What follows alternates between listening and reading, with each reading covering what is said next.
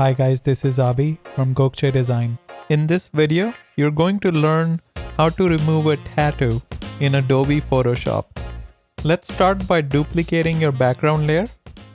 Next, click on the Polygonal Lasso tool from the left menu and draw a rough selection around a tattoo you would like to remove. Use double-click to complete the lasso if you can't find the original starting point. Now click on Edit from the top menu and choose Content Aware Fill.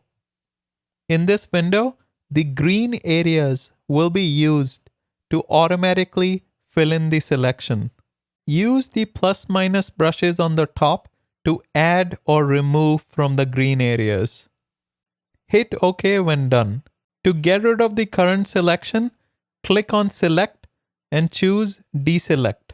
Next, select the Spot Healing brush from the left menu to clean up the blotchy spots.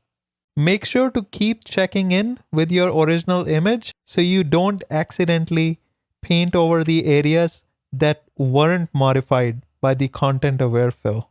Before you start painting, make sure the mode is normal and the type is Content Aware in the top menu.